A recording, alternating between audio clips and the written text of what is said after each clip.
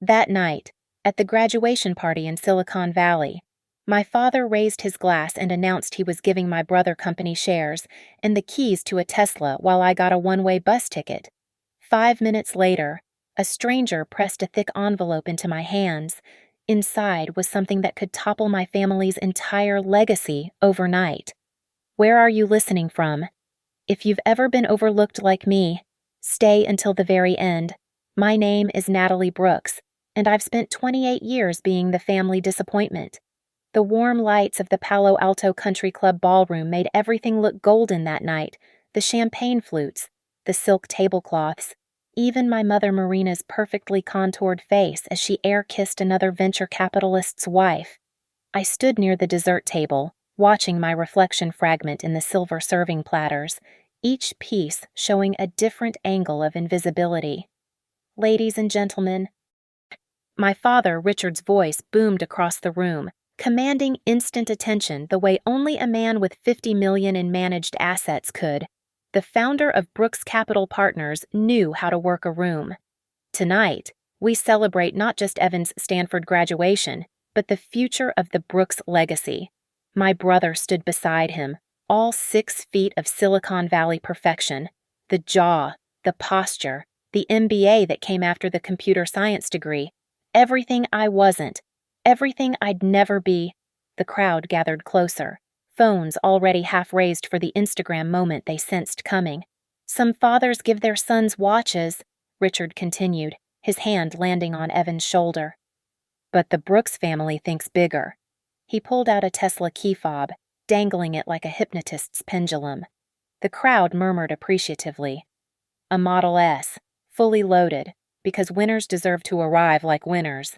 Marina materialized beside them, her charity gala smile locked in place. But that's not all, she announced, her voice honeyed with false warmth. Richard, 25% of Brooks Capital Partners shares, effective immediately. My father's words hit like champagne corks popping in succession. Because Evan isn't just the future of this family, he's the future of this company. The applause was thunderous. I pressed myself against the wall, feeling the cool marble through my dress, the only dress nice enough for tonight that I'd bought myself, with money from my part-time data analysis job that my parents didn't even know I had. Wait. Richard raised his hand for silence. We haven't forgotten about Natalie. Every head turned. I felt like a specimen under sudden laboratory lights. My father beckoned me forward with the same gesture he'd used to summon a waiter. My legs moved mechanically, muscle memory from years of obedience. He handed me a thin envelope. Through the paper, I could feel something rectangular and flimsy. A bus ticket back to Dallas, he announced, not even trying to lower his voice. And a small support fund. We all have our paths in life.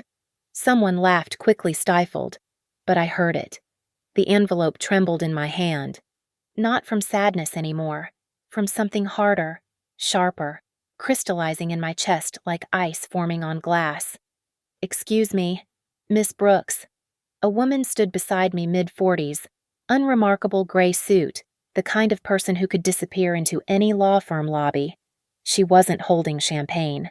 She was holding another envelope, thick as a paperback novel.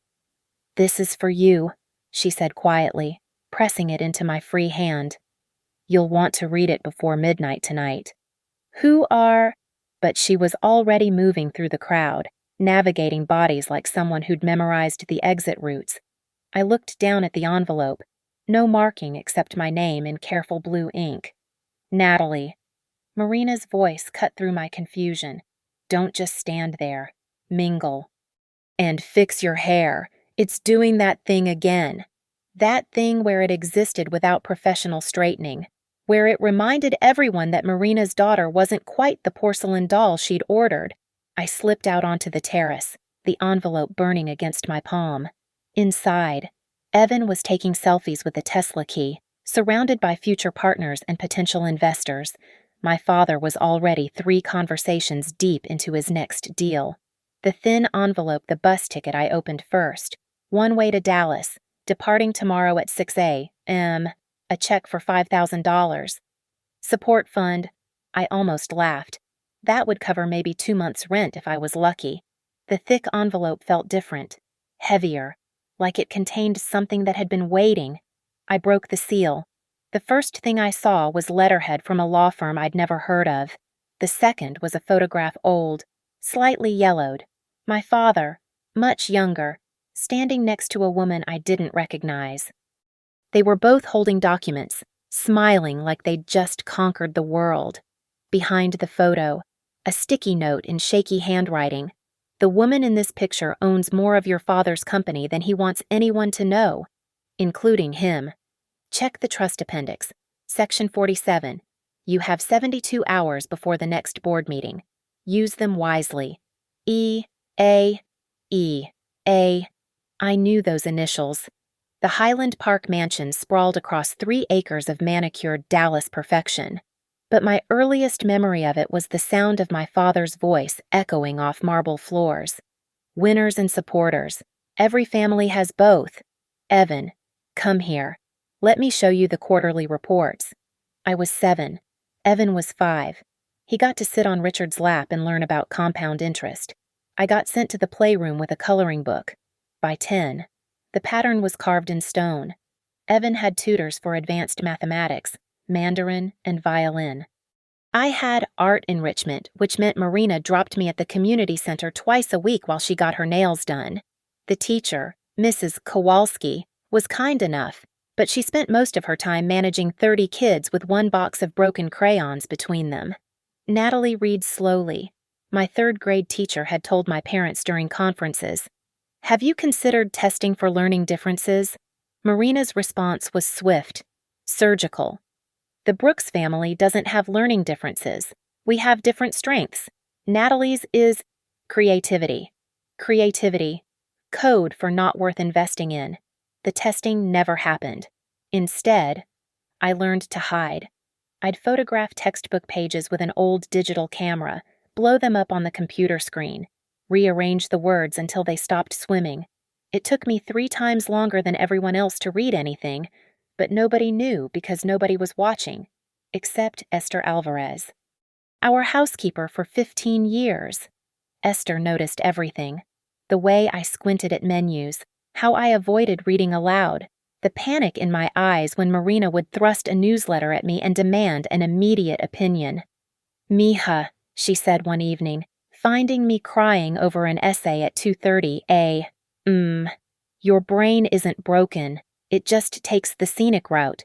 She taught me her tricks, color coding with translucent sheets, reading with a ruler underneath each line, recording myself reading aloud, then playing it back while following along. My grandson has the same thing, she told me. Dyslexia, they call it. He's in medical school now. Don't tell my parents, I begged. Some secrets, Esther said, smoothing my hair.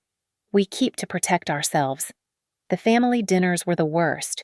Richard would quiz Evan on market trends, then turn to me with questions designed to humiliate. Natalie, what's your thoughts on the Federal Reserve's latest decision? Silence. I hadn't been able to get through the article he'd left on my placemat. That's what I thought, he'd say. Marina, pass the salt. When Evan got into Stanford, the house became a shrine to his achievement. His acceptance letter, framed in the foyer, his senior portrait, enlarged above the fireplace. Marina threw a party that cost more than most people's weddings. When I got into community college, the only place I applied because the application was simple enough to navigate, Marina told her friends I was taking a gap year to find myself. But Esther celebrated with me. She made tres leches cake in the kitchen after everyone was asleep, and we ate it with our fingers, laughing quietly. You're going to prove them all wrong, she said, but not in the way they expect. She was right. At Dallas Community College, I discovered something when information was presented visually, with clear hierarchies and spatial relationships. My brain absorbed it like a sponge. I excelled in data visualization, user interface design, anything that turned words into patterns and systems. Late nights at the campus computer lab, I started building something. A browser extension that reformatted text, automatically adjusting spacing, creating visual breaks. adding subtle color gradients to trackline progression. What took me 40 minutes to read before now took 15. "This is incredible," said Marcus, a computer science major who'd seen me testing it. "You could help millions of people with this. Millions of people. Not just me, hiding in my bedroom with a ruler in shame. But at home. I remained invisible. Richard and Marina didn't even know I'd made the dean's list. They were too busy planning Evan's graduation party, his internship at Goldman Sachs, his inevitable rise to power. The night before, I moved out ostensibly for a volunteering opportunity, but really for a tiny apartment near the ForgeWorks co-working space. Esther knocked on my door. "I'm leaving too," she said. "My daughter needs help with her new baby in Houston." We both knew she was lying. Her daughter lived in Oregon. She pressed something into my hand, a business card, old and soft from years in her pocket. "When you're ready to fight back," she said, "call this number. Tell them I sent you." The card read, "Ellison and Ray, attorneys at law, specializing in trust and estate disputes." "I don't understand," I said. "You will." She kissed my forehead. "Some of us are born into the wrong families, but that doesn't mean we have to stay there." The next morning, she was gone. Her room empty except for a note on my parents' kitchen counter about a family emergency. Marina hired a replacement within a week. Richard never mentioned Esther's name again. But I kept the card, tucked behind my driver's license, carried everywhere, waiting for something I couldn't name. Now, standing on that Palo Alto terrace with the thick envelope in my hands, I understood. E.A. Esther Alvarez, still protecting me, even from Houston or Oregon or wherever she'd really gone. Still teaching me that the scenic route sometimes leads to places the highway never could reach. The ForgeWorks co-working space hummed with caffeine and ambition at 11:45 p.m., but I barely noticed anymore. My corner desk had become a second home, or maybe my first, since the studio apartment was really just where I stored my clothes and caught 4 hours of sleep. "Still here." "In," Marcus called out from the kitchenette. "You know the overnight security guard's starting to think you're a ghost." "In." That's what everyone called me here. Not Natalie Brooks. Disappointment, daughter. Just in. The developer working on something cool in the corner. The something cool had evolved far beyond that first browser extension. Glyphlift was now a full-suite real-time text transformation, smart highlighting that tracked eye movement through the webcam, an AI that learned each user's specific processing patterns. 6 months of 18-hour days, funded by my data analysis freelancing and a diet of ramen and stubbornness. "You should patent this," said Dr. Ava Mercer, setting coffee beside my keyboard. She taught UX neurocognitive design at the Midwest Institute of Design and Computing, but volunteered Tuesday nights at ForgeWorks mentoring developers. She'd discovered my project by accident, when I'd forgotten to lock my screen during a bathroom break. "Patents require real names," I said, "and lawyers, and money." "What about investment? This could help millions of people with dyslexia, ADHD, processing disorders." "No investors." The words came out sharper than intended. "Sorry, I need to own this completely." Ava studied me with that therapist vision all UX psychologists seemed to have. Running from something or toward something. Both. She laughed. "Fair enough. But you can't launch this anonymously forever." She was right. Of course. The beta testing phase had been limited to 50 users I'd found through online dyslexia support groups, all under NDAs, all knowing me only as N. Lane, a pseudonym borrowed from the street where Esther used to live. But the Austin Tech Community Fair was coming up. 3,000 attendees, including school district procurement officers. The kind of exposure Glyphlift needed to become real. "I'll think about it," I told Ava. 2 weeks later, I stood behind a booth at the Austin Convention Center, watching a procurement officer from West Trinity School District test the software. My hands shook, but not from the 3 espressos I'd mainlined that morning. "This is remarkable," she said, watching text reorganize itself as she read. "We have 800 students with IEPs for reading disabilities." How quickly could you implement a pilot program? 30 days, I heard myself say. Full deployment, training included. And you are, Lane, I said, founder and lead developer. She didn't question the obvious pseudonym. In Austin's tech scene, eccentric founders were the norm. But Silas Kent did question it. The Northwind Ventures partner had been watching from across the aisle. That venture capitalist sixth sense for disruptive technology already engaged. He waited until the procurement officer left with my contact information, then approached. Yale dropout, he guessed. No, wait, MIT. You have that MIT intensity. Community college, I said, meeting his gaze. Dallas. His eyebrows rose, but his interest didn't waver. Even better. I love an underdog story. What's your burn rate? Negative. I'm profitable. Now he looked genuinely shocked. On what funding? Ramen and rage. He laughed, really laughed, not the polite VC chuckle. Let me guess. Lane isn't your real name. You're hiding from a non-compete previous investor. Something like that. I'll tell you what, he said, pulling out a card. I'll offer you $200,000 in seed funding. No strings except when you tell me the real story over coffee. Not the LinkedIn version, the real one. I took the card. What makes you think there's a story? Because nobody builds software this personal without one. This isn't just technology.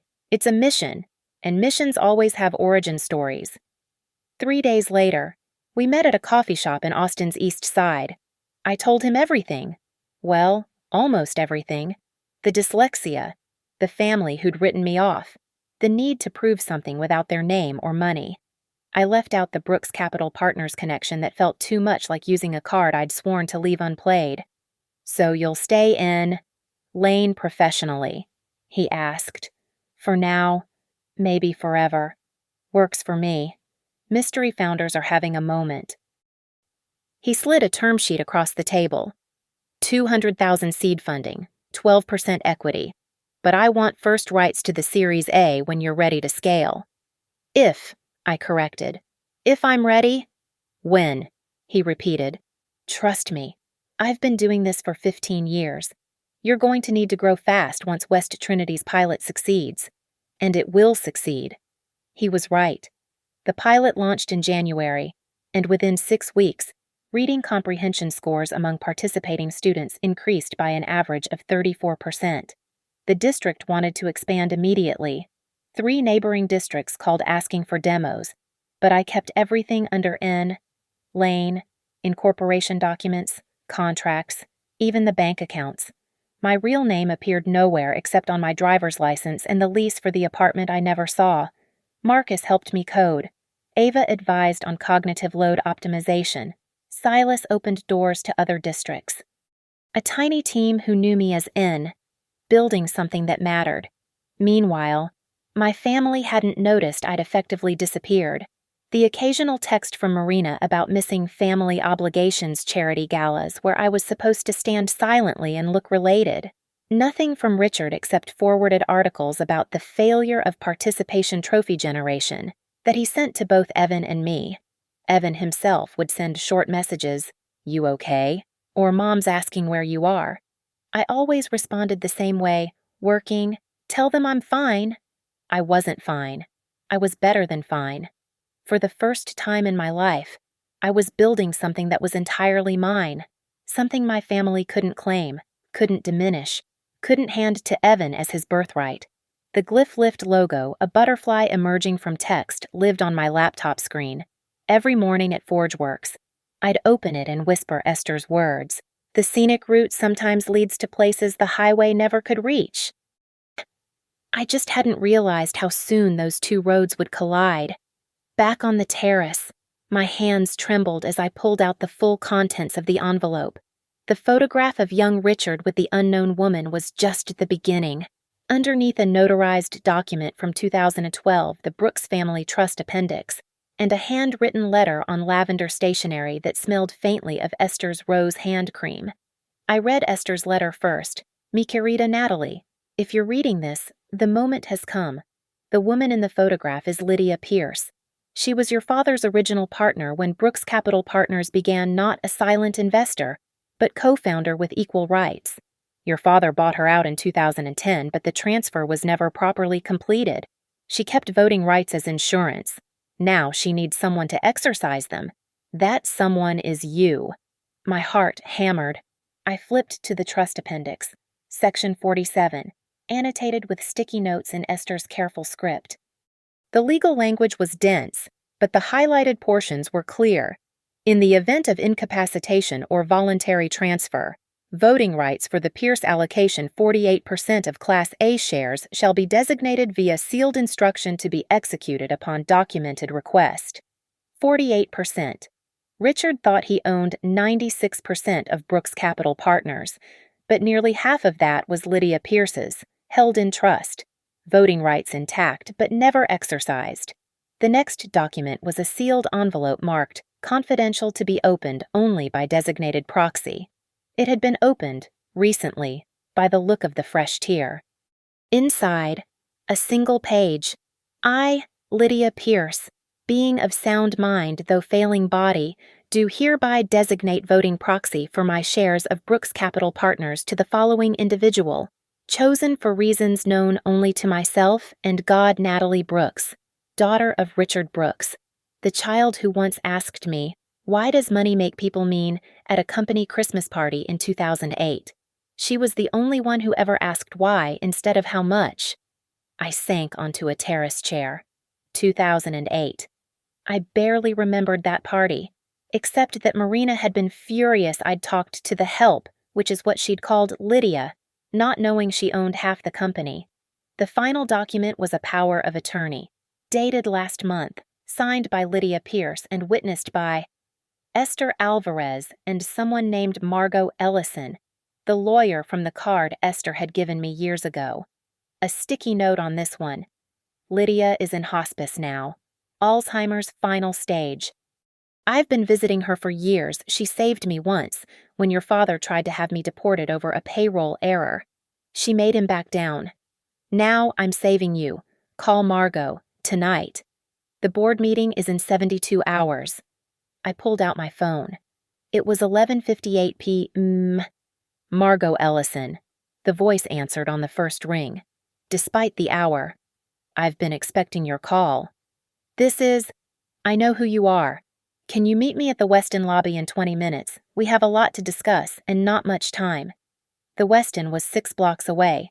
I slipped back through the party, past Evan posing with tech bros, past Marina air-kissing her way through a conversation about sustainable diamonds, past Richard holding court about market disruption. Nobody noticed me leave. Margot Ellison looked exactly like her voice, sharp, efficient, probably 60 but could pass for 45. She had 2 laptops open and a legal pad already half-filled with notes. Esther said you'd need proof of identity first, she said, sliding a folder across the table. Photos of her with Esther at what looked like a graduation. My daughter's nursing school, she explained. Esther's granddaughter was in the same class. Esther doesn't have a granddaughter. She has a grandson in medical school. Margot smiled. Good. You pay attention. The grandson's real. The medical school part was to make you feel better about your dyslexia. He's actually in law school. My firm. Of course. Esther's protection ran deeper than I'd ever imagined. Here's the situation, Margot continued. Lydia Pierce's voting rights have been dormant for 15 years. Your father assumed they'd been dissolved in the buyout. But Lydia only sold her economic interest. She kept voting rights because Richard had threatened to destroy her reputation over some invented compliance issue. She knew he'd eventually overreach. And now, Brooks Capital Partners is about to make a catastrophic bet on legacy education technology. Your father's putting up 70% of the portfolio as collateral for a bridge loan to acquire Educast systems. I knew Educast, bloated educational software from the early 2000s. The kind that required training seminars just to log in. That's insane. Educast is dying. But Richard's golf buddy is on their board and promised him the inside track on a federal contract that doesn't actually exist. Margot pulled up financial projections on her laptop. If this deal closes, Brooks Capital will be insolvent within 6 months. What about the other board members? Window dressing. Richard controls 96% of voting shares or so he thinks. With Lydia's proxy, you control 48%. You can block this deal. But he still has 52%. Margot's smile turned predatory. Not if we can flip just 5% of his shares. And it turns out, there's a small investor named Silas Kent who's been quietly buying Brooks Capital Partners' debt securities. He currently holds convertible notes that could become equity with the right trigger. Silas, my seed investor. You know Silas. I know everyone who matters in Texas venture capital. Silas has been watching Brooks Capital for years, waiting for Richard to stumble. He just didn't have an inside angle. Until now. She slid another document across the table. This is a letter of intent from Lane Enterprises to propose a strategic partnership with Brooks Capital Partners, focusing on assistive education technology. Signed by you as Lane and backed by Northwind Ventures. But they'll know Lane is me.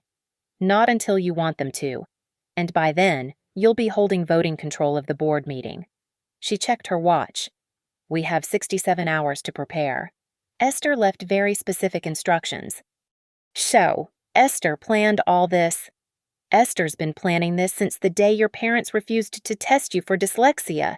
She knew you'd build something great.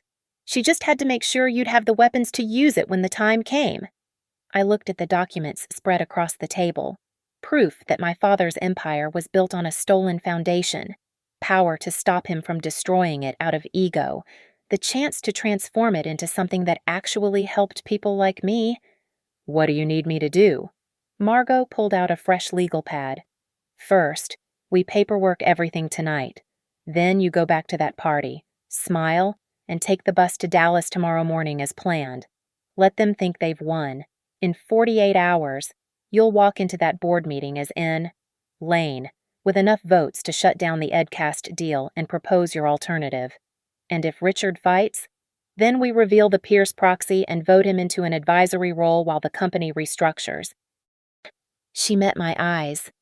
Your father's about to learn what happens when you underestimate the wrong daughter. I signed where she pointed, initialed where she indicated, my hand steady now. Each signature felt like shedding skin, revealing something harder underneath. The Dallas office of Ellison and Ray looked like a war room by 3:15 p.m. Whiteboards covered in arrows, timelines, and legal precedents. Silas Kent on speakerphone from Austin. Margot's assistant pulling corporate filing records. Me, running on 48 hours without sleep, feeling more alive than ever. Phase 1. Margot pointed at the timeline. Notice of special voting pursuant to trust provisions. Has to be filed with Brooks Capital's corporate secretary by 5 p.m. today. Richard will go nuclear, Silas said through the speaker. The moment he sees Lydia Pierce's name, he'll know something's wrong. Let him, Margot replied. We file simultaneously with 3 documents the voting proxy notification, the letter of intent from Glyphlift to Brooks Capital, and Northwind's commitment to provide bridge financing conditional on the partnership. I studied the LOI draft. This positions Glyphlift as offering to save Brooks Capital from the Educast disaster. Exactly. You're not attacking, you're rescuing. Richard either accepts your partnership or explains to his limited partners why he turned down a lifeline. Margot adjusted the second whiteboard.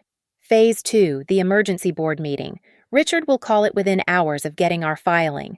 He'll want to discredit the proxy before other investors hear about it. Can he challenge Lydia's competency? I asked. Claim she wasn't sound when she signed the proxy. He'll try. That's why we have this. Margot produced a video on her laptop. Lydia Pierce, frail but clear-eyed, sitting with Esther and a notary. Recorded 6 weeks ago during a lucid period. She explains exactly why she's choosing you. The part about the Christmas party question is particularly compelling. On screen. Lydia's voice was soft but firm. Natalie Brooks was 7 years old when she asked me why money makes people mean. I told her it doesn't have to. I've waited 16 years to prove that to her. My throat tightened. I barely remembered her face from that party. Just a kind woman who'd given me chocolate when Marina wasn't looking. Phase 3, Silas interjected, is where it gets interesting. I've been buying Brooks Capital debt for 3 years, started when Richard first leveraged the portfolio for a failed cryptocurrency play. He did what? Oh, you didn't know Daddy Dearest lost $8 million on Brooks Coin in 2021. Covered it up with creative accounting, but I bought the distressed notes from the creditors. With my conversion rights plus your proxy votes, we hit 53%, enough to restructure the entire company. Margot pulled up the final component. The restructuring proposal. Brooks Capital pivots to assistive technology investments, with Glyphlift as the flagship portfolio company and technical advisor. Evan Brooks can be offered a role leading a new impact investment division. I interrupted. With actual KPIs and social metrics, not just profit. You want to save your brother? I want to give him the chance to be more than Richard's clone. He's brilliant when he's not performing for our father. Noted. Margot added it to the document. And Richard, advisory role, non-voting. He keeps his name on the door but can't destroy anything else. Marina. She announces the pivot publicly, makes it her new charity focus assistive technology for underserved students. She gets to look progressive and philanthropic. Silas laughed through the phone. You're offering everyone a face-saving exit except yourself. You realize you'll have to reveal that Lane is you at the board meeting, not before. I pulled up Glyphlift's user data. 8,000 active users across 12 districts, 14 more in the pilot pipeline. This isn't about my ego.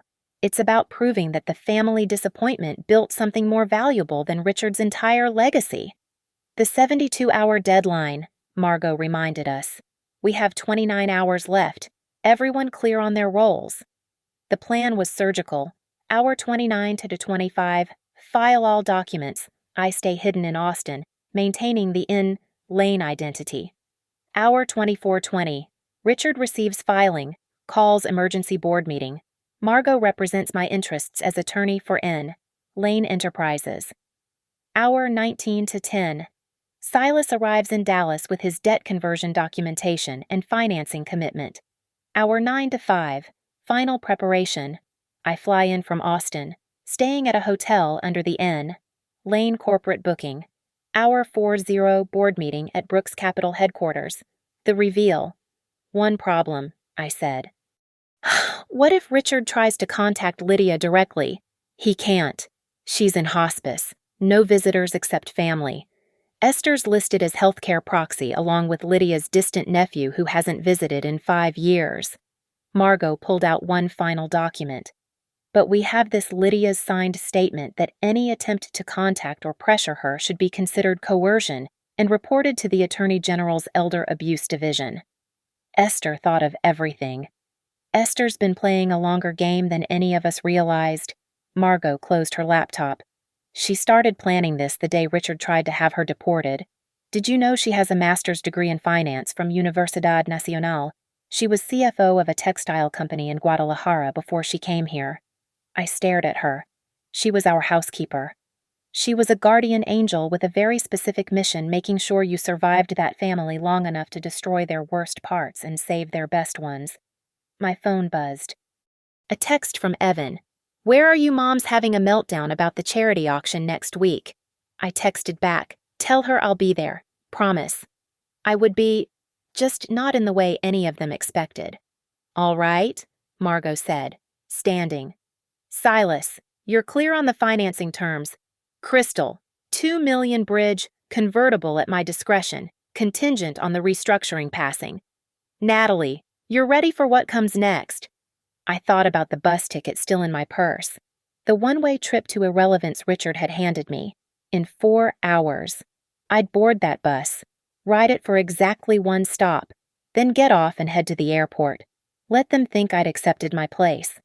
I've been ready since I was 7 years old, I said. I just didn't know it until now. Margot smiled, the first genuine warmth I'd seen from her. Lydia would be proud. Esther is proud. She wanted me to tell you that. Is present tense? You've talked to her. This morning, she's in Houston, as advertised. with her actual daughter, who just happened to clerk for a federal judge who oversees corporate governance disputes. Margot winked. Like I said, longer game than anyone realized. As we packed up the war room, I noticed something on the final whiteboard. In the corner, in Margot's neat handwriting, the scenic route leads to places the highway never could reach. E.A. 29 hours until the ambush. 29 hours until the family disappointment became the family reckoning. I was ready. The Palladium's private dining room glowed with calculated elegance, crystal chandeliers casting shadows across Richard's emergency investor dinner. He'd positioned it as routine reassurance, but the tension crackling through the air said otherwise. 22 hours since he'd received our filing. His jaw hadn't unclenched once. "Ladies and gentlemen," Richard raised his wine glass, voice commanding but edged with something sharp. "Thank you for joining us on short notice. I wanted to personally address some administrative confusion that arose this week." Marina floated between tables in Saint Laurent. Her crisis smile perfected the one that showed exactly 8 teeth. No more, no less. Evan sat at the family table, scrolling his phone, occasionally glancing at our father with something between loyalty and exhaustion. I entered through the service door. "Sorry I'm late." My voice cut through Richard's opening remarks. Every head turned. I'd traded my usual invisible daughter uniform for a sharp black suit, the kind of armor you wear to war. Traffic from the airport was brutal. "Natalie," Marina's voice could have frozen champagne. "This is a private investor gathering." "I know." I pulled out 2 envelopes from my briefcase, walking slowly toward the main table. The click of my heels on marble counted out the seconds of Richard's crumbling composure. "That's why I'm here." "Security," Richard started, but I was already at the table. "Envelope A," I placed it in front of him, "contains the executed voting proxy from Lydia Pierce, transferring 48% of Brooks Capital Partners' voting rights to me, verified, notarized, and legally bulletproof according to 3 independent counsel opinions." The room inhaled collectively. Several investors pulled out phones, probably Googling Lydia Pierce. "Envelope B," I set the second one down with deliberate calm, "is a letter of intent between Brooks Capital and Glyphlift Technologies, offering a strategic partnership that could save this company from the EduCast catastrophe you're about to walk into." Glyphlift. Richard's voice cracked slightly. "Never heard of it." 8,000 active users, 14 districts in pilot programs, $2 million in committed bridge financing from Northwind Ventures. I pulled out my phone, projecting Glyphlift's dashboard onto the dining room's smart screen. "Founded by N. Lane, that would be me." Marina dropped her wine glass. The shatter punctuated my revelation perfectly. "You." Richard stood, face flushing. "You can't even read properly. You went to community college. You're dyslexic." "Yes, officially diagnosed 6 months ago.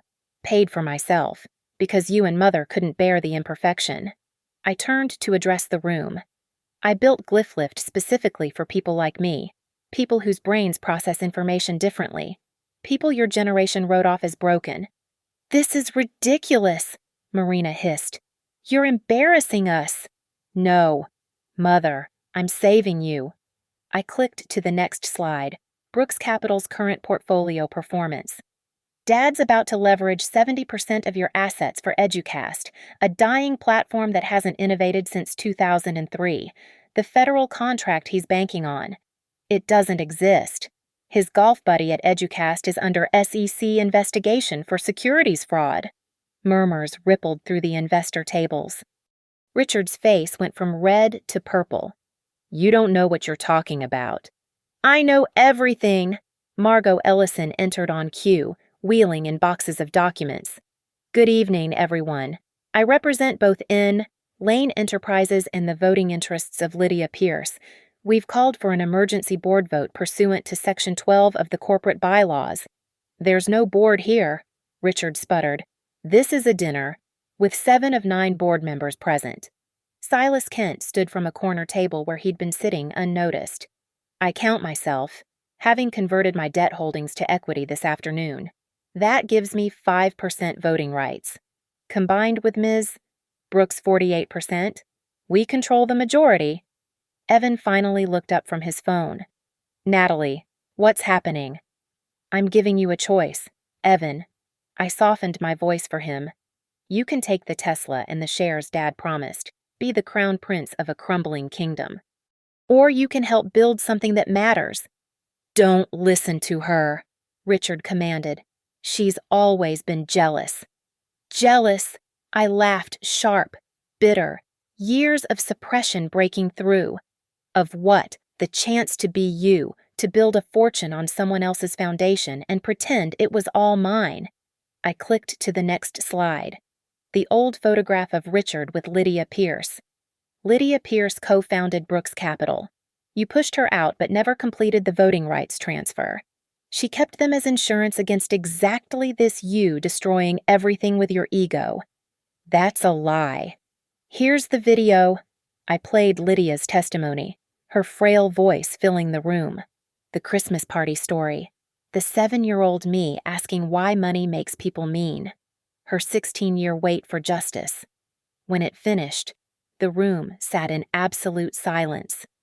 The vote, Margot announced, is on 2 measures. First, rejecting the Educast acquisition. Second, accepting the Glyphlift partnership and restructuring Brooks Capital toward assistive technology investments. You need 70% for restructuring, Richard said desperately. You only have 53. Actually, a voice came from the back. Mrs. Catherine Walsh, one of the original limited partners. I believe Ms. Brooks has my support, and my 12%. Catherine. Richard, I've watched you for 20 years. Your daughter just showed more innovation and courage in 10 minutes than you've displayed in a decade. She looked at me. I knew Lydia. She'd be proud. Others nodded, the momentum shifting, palpable as temperature change. All in favor of both measures. Margot called, hands raised, one by one, then in clusters. Silas, Catherine Walsh, the other independent board members who'd been watching Richard's megalomaniac spiral for years. Evan, I looked at my brother. This is your moment. Choose who you want to be. He looked at Richard. At Marina. At the Tesla keys in his pocket. Then at me, really looked at me. Maybe for the first time in years. I want to see the assistive technology data, he said quietly.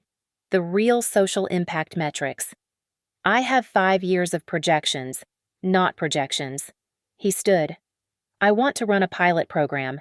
Medical applications for dyslexia, ADHD, autism spectrum processing differences, real trials, real data, real help for real people. Richard slammed his fist on the table. You ungrateful, I vote yes, Evan said. Both measures. The final tally, 81% in favor. Richard sank into his chair. Marina stood frozen. Her perfect composure finally cracked. The investors were already pulling out phones, calling their teams, adjusting their strategies. I walked over to Evan, pulled out the Tesla keys from his pocket, and placed them on the table. These are still yours, I said, but only if you use them to drive to the Trinity Medical Research Center tomorrow morning. They're expecting you to discuss the neurological applications of Glyphlift's technology. He palmed the keys, a small smile breaking through. You've been planning this for a while. 16 years, apparently. I glanced at Richard, who was staring at the Lydia Pierce photo like it might explain how his kingdom had fallen. Though I only found out about it 70 hours ago. Marina finally found her voice. You've destroyed everything we built. No, Mother.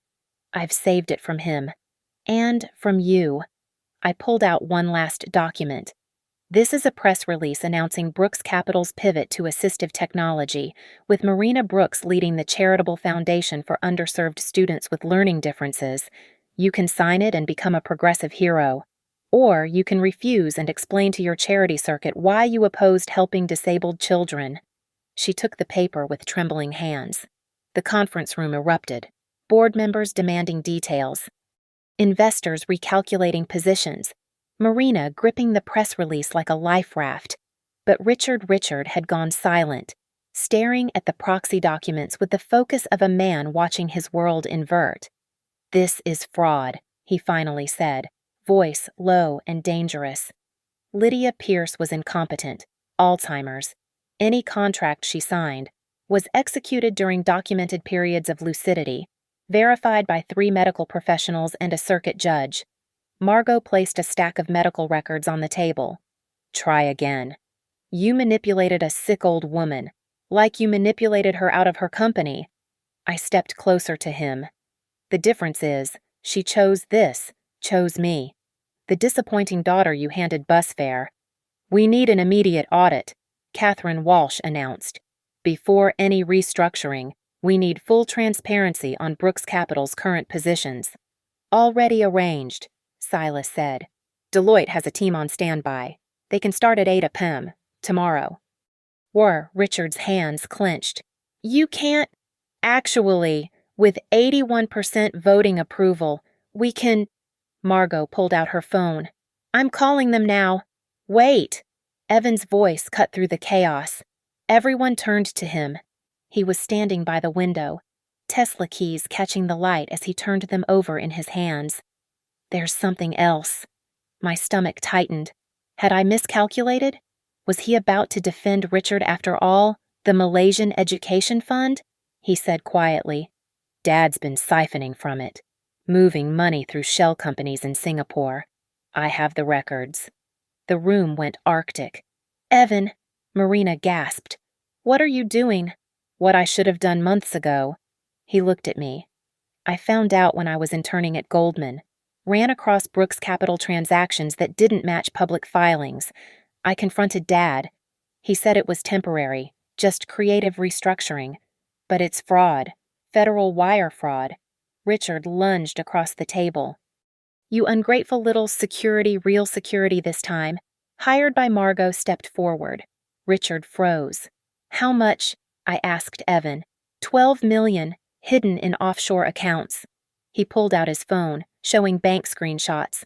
I documented everything. Screenshots, recordings of Dad explaining the structure. I was going to report it after graduation, but then he offered me the Tesla and the shares, and His voice cracked. "I'm a coward."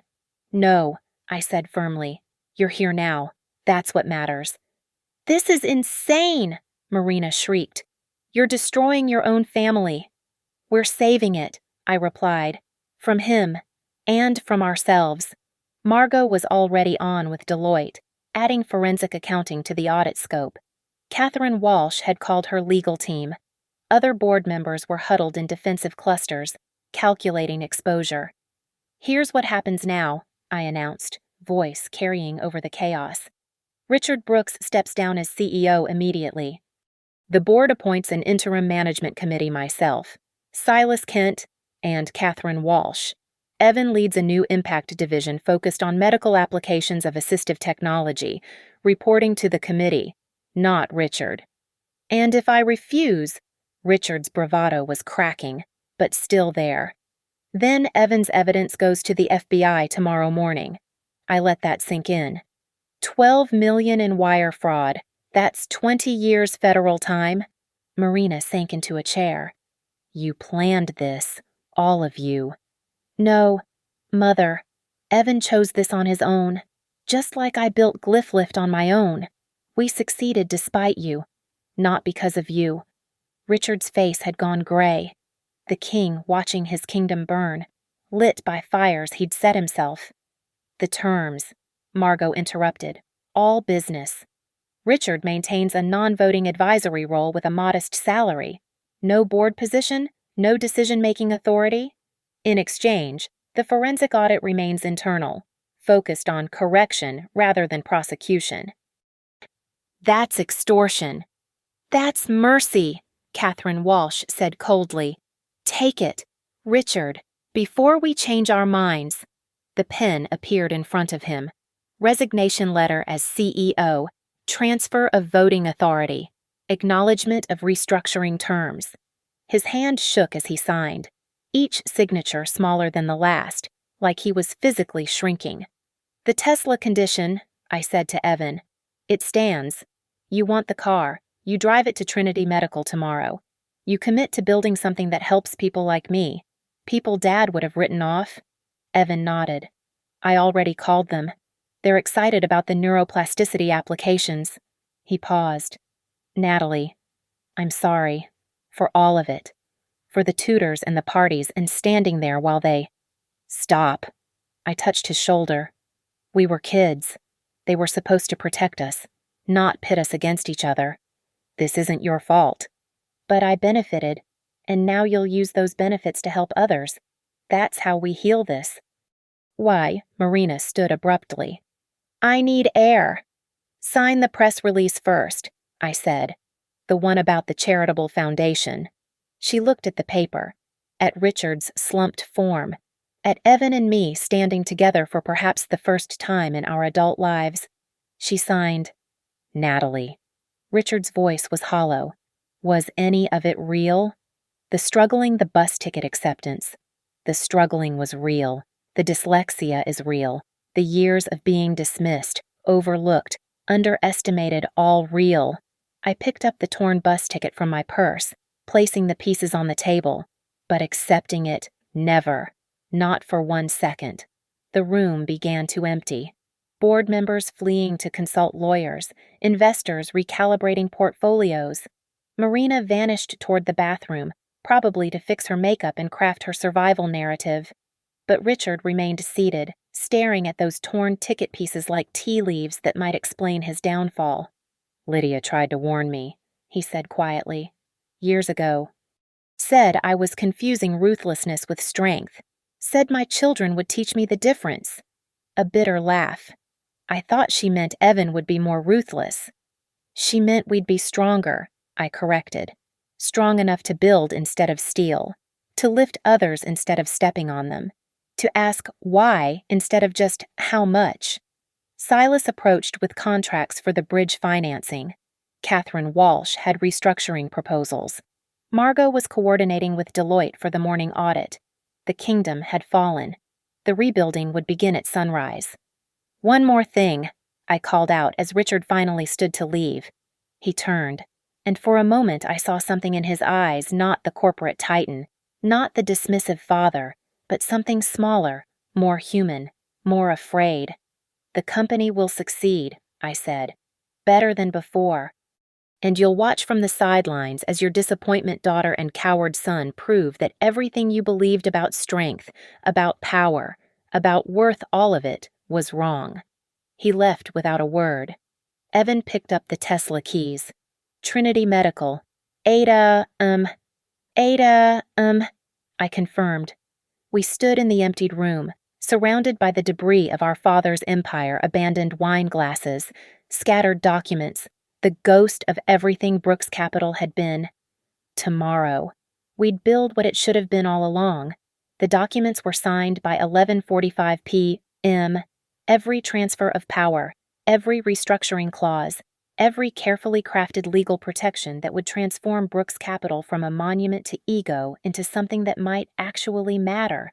The Palladium's private dining room had become a war memorial, empty glasses and abandoned napkins marking where an empire had died and something else had been born. Evan left first, Tesla keys in hand. A text already sent to the Trinity Medical team confirming 8 a.m. For the first time in years, he looked like he had a purpose beyond performing for our father's approval. Marina had disappeared into the Dallas night, but not before signing every document we put in front of her. Tomorrow, the society pages would run her statement about her passion for neurodiversity and her pride in her children's innovative vision. She'd survived this, wrapped in charitable causes and strategic amnesia. Richard had been escorted to his car by security, not arrested, not destroyed, just diminished, reduced to an advisory role in the company he'd built on someone else's foundation. He'd keep his house, his country club membership, his surface reputation, but the power, the control gone. You did it, Margot said, packing the last of the legal documents. 16 years of preparation, even if you didn't know it was happening. Esther did it, I corrected. I just showed up. No. Silas joined us. Northwind's funding commitments tucked under his arm. Esther provided the ammunition. You pulled the trigger. There's a difference. Catherine Walsh had left a handwritten note. Your mother was wrong. You're not creative. You're revolutionary. Use it wisely. I stood alone in the room for a moment after everyone left, looking at the torn bus ticket still lying on the table. 2 pieces of paper that had been meant to send me away, to confirm my place as the family failure. I picked them up, holding them to the light. The perforation where I'd torn it was clean, decisive, no hesitation. Outside the Palladium, Dallas spread out in pools of light and shadow. Somewhere, Richard was probably sitting in his study, staring at photos of his glory days. Marina was likely on the phone with her publicist, spinning narrative gold from disaster. Evan was probably actually reading about neuroplasticity for the first time in his life, discovering that intelligence comes in more forms than our father ever imagined. I walked to the valet stand, but instead of giving them a ticket, I pulled out my phone and called a rideshare. The driver who picked me up was playing music something with a beat that felt like forward motion. Where to? He asked. Downtown, the Westin. As we drove, I pulled up Glyphlift's dashboard. 8,043 users now. Overnight, while I was destroying and rebuilding my family's empire, 43 more people had discovered that their brains weren't broken, just different. Tomorrow, with Brooks Capital's resources behind us, that number would grow exponentially. My phone buzzed. A text from an unknown number. Misha, I heard. Margot called. You did it. The scenic route led you home. All my love. E.A. Esther. Still watching, still protecting, still believing in the girl who'd asked why money makes people mean. I typed back. The answer was, it doesn't have to. Thank you for teaching me that. At the Westin, I didn't go to my room. Instead, I went to the business center, opened my laptop, and started writing. Not code this time, but a letter. To every kid who'd been told they were lazy when they were dyslexic. To every daughter dismissed for a son. To every person whose brain worked differently and was punished for it. Your parents were wrong, I wrote. Your teachers who didn't understand were wrong. The world that measured you by the wrong metrics was wrong. You are not broken. You are not less than. You are the scenic route, and you lead to places the highway never could reach. I posted it on Glyphlift's blog at 3:27 about M. Then finally went to my room. On the bedside table, I placed the 2 pieces of the bus ticket. Tomorrow, I'd frame them. Not as a reminder of insult, but as proof of transformation. Evidence that sometimes the best revenge isn't destroying those who hurt you, it's building something so beautiful they have to watch from the sidelines, knowing they had you in their hands and threw you away. The Tesla keys might have been Evan's symbol of success, but that torn bus ticket, that was mine. Proof that being underestimated is just another form of power, waiting for the right moment to reveal itself. In the morning, Brooks Capital would announce its transformation. Glyphlift would go from secret project to flagship investment. Thousands of kids with learning differences would get tools that could change their lives. Richard Brooks had tried to buy my absence with bus fare. Instead, he'd funded my revolution. I looked out at the Dallas skyline, lights beginning to dim as the city prepared for dawn. Somewhere, a 7-year-old girl was struggling to read, wondering why letters swam and words wouldn't stay still. Tomorrow, she'd discover she wasn't broken. Tomorrow, she'd find her scenic route. I picked up the torn ticket one more time, then let the pieces flutter to the floor. The wind from the air conditioner caught them, sent them spinning across the room like butterflies made of spite and redemption. The disappointment daughter had come home, and she'd brought the future with her. Thank you so much for listening to my story. Where are you tuning in from? I'd love to know what corner of the world you're in right now. Please subscribe to the channel if this story resonated with you, and share your thoughts in the comments below. Have you ever been underestimated? How did you prove them wrong? Your stories inspire me to keep sharing these tales of triumph over those who never saw our true worth.